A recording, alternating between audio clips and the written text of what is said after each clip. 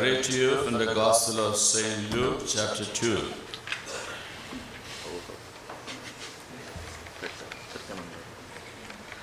Verse 7. There was no room for them in the inn. There was no room for them in the inn. Dear friends in Christ, I wish you all a very blessed Christmas. Today we celebrate the birth of Jesus, the Son of God, who incarnated as the very God, who appeared on the earth as the full man. We celebrate his birth as Christmas. And as we live in this world, we see the celebrations of Christmas as very colorful, all glittering. We look forward to listen to all melodious songs, and we look forward to greet each other with warm greetings. We want light and sound to celebrate the Christmas festivity. Valuable gifts are exchanged, and we are very fond of the sumptuous food that we take. We are also very fond of house-to-house caroling, and so many fond memories are still lingering on, though we know that for the year the house-to-house caroling is over. Today, as we are here in this sanctuary and in the presence of the Lord, the Holy Bible is giving us a narrative where people of God were called to offer themselves on the sacrificial altar of pain and suffering. People of God are called to offer themselves on the sacrificial altar of pain and suffering. I am pretty sure that none will love to have a life full of pain and suffering. It was too much even for the saintly person like Job, as we read in the book of Job. A man who was always in the presence of God. It was too much even for Jonah, a prophet. And we read in the 4th chapter of the book of Jonah that he protested against the scorch of the hot sun. We live in a comfortable world and we seek comfort. The choice of a career that we have, particularly the young people, the choice is looked into whether that will fetch us enough money to see that there is comfort and joy in our life.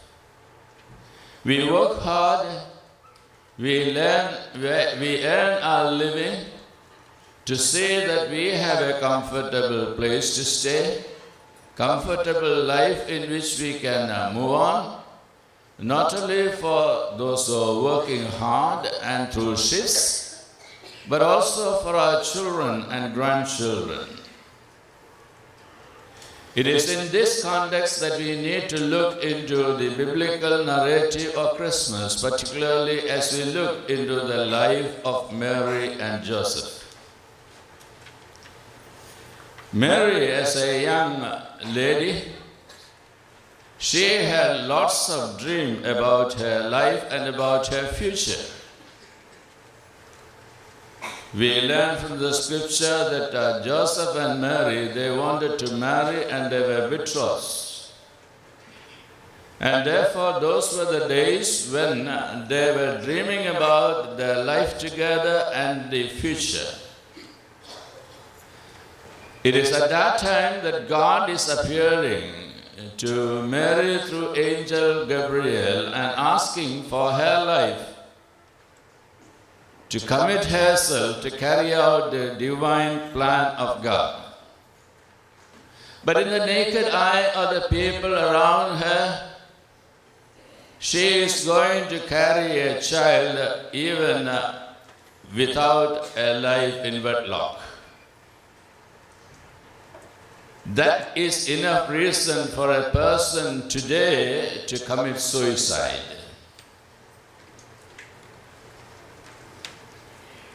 Do we realize that the world, the land in which we live, there are about 20,000 suicides taking place every year?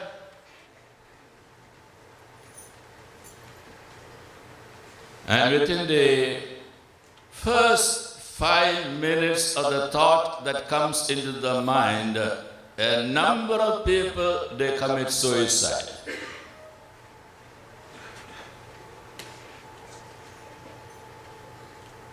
There may be lots and lots of reasons by which people end their life.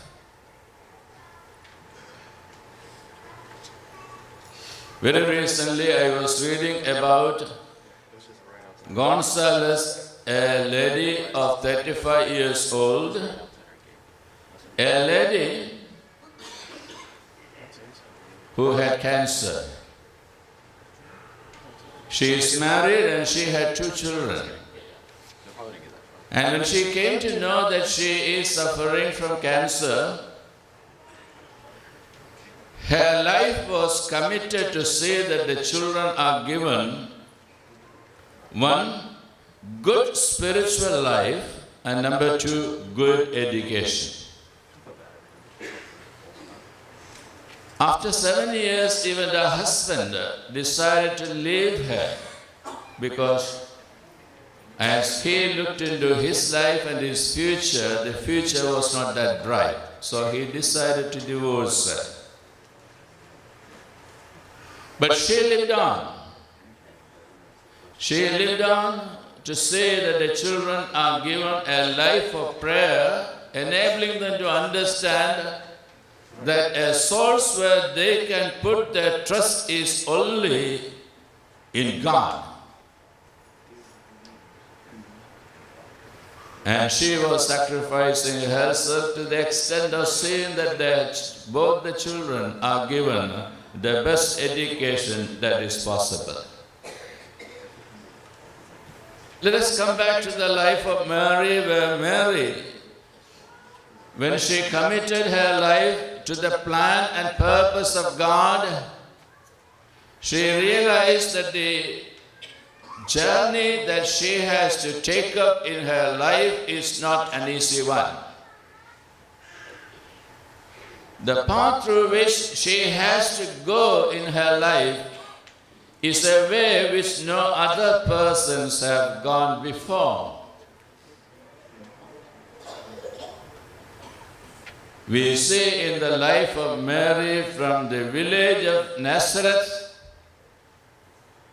going to the place of Elizabeth first in Judea, and then coming back to Nazareth.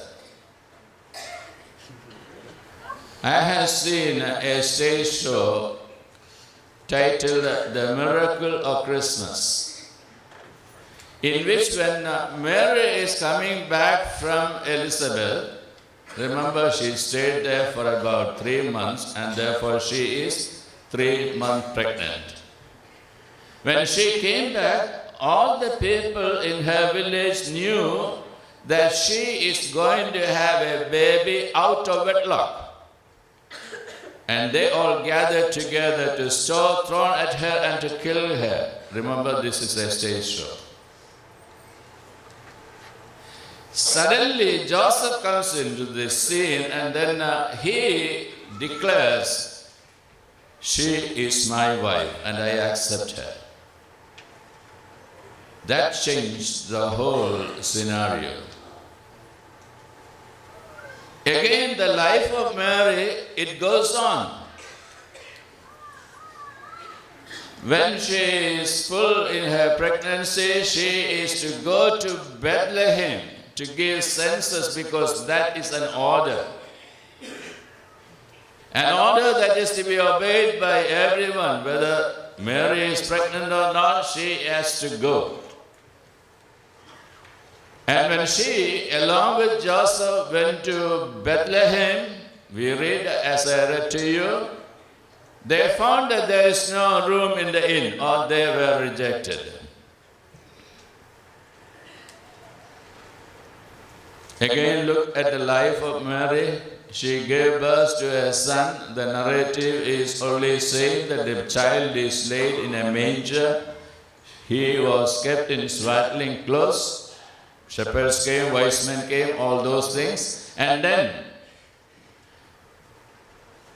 Joseph is again told to take Mary and the child to Egypt because King Herod is killing all the children below the age of 2. And they had to stay there till King Herod died. They came back to Nazareth, but they were not accepted, and therefore they spent some days in Galilee. And then it's later on that they settled in Nazareth. Again, the journey of Mary is not over. Journey of Mary, we see through the Gospels that she is journeying up to the foot of Calvary, where her son, 33-year-old, a son in whom she had much hope. We realize that Joseph, by that time, was not there, gone, dead and gone. And for a mother, the mother looks up to the children to see that the children, they grow up well and then they take care of their parents. Here the Mother Mary. But what she witnessed was something which not so many people witnessed. She stood at the foot of the cross to see that her son was crucified and he died there. She continued as a disciple of Jesus, and she paved way for the formation of Christianity. Come back to Joseph. Joseph understood that Mary is carrying a child and he is thinking of divorcing her quietly. He was not wanting to see that the Mary is ridiculed or insulted or even thrown to death. And therefore he was thinking in his mind to divorce her secretly and to get away. But then he is asked to accept Mary, take up the responsibility. It's very easy for me to preach from the pulpit. He is asked to take up the responsibility of a child that is in Mary, who is to be accepted as his wife, a child that is not his own. Think about the ridicule that he will have. Think about the distance that can be there in the family.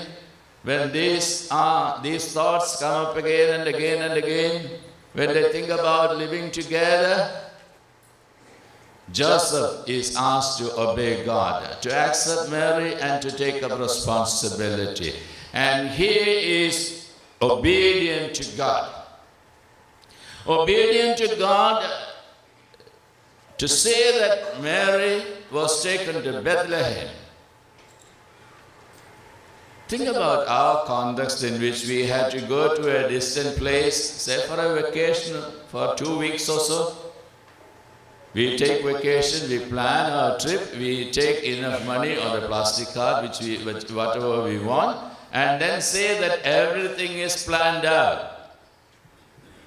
But here comes a man who is moving through uncertainties all through. He wanted Mary to have a safe place in Bethlehem, but that was not given, rejected. There was no place in the inn for Mary to deliver her child.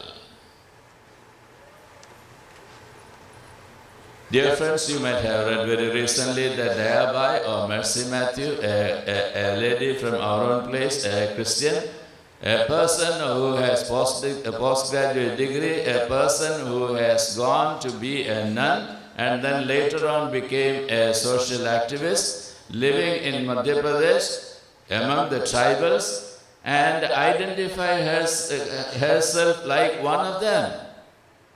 Even the father, he couldn't recognize her at a distance, but when she came closer, he was able to understand and see that it is none other than his own daughter, Mercy Matthew.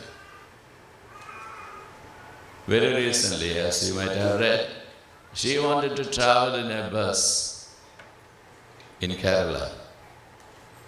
And when she stepped into the bus, she was asked to leave because they thought she is a tribal woman.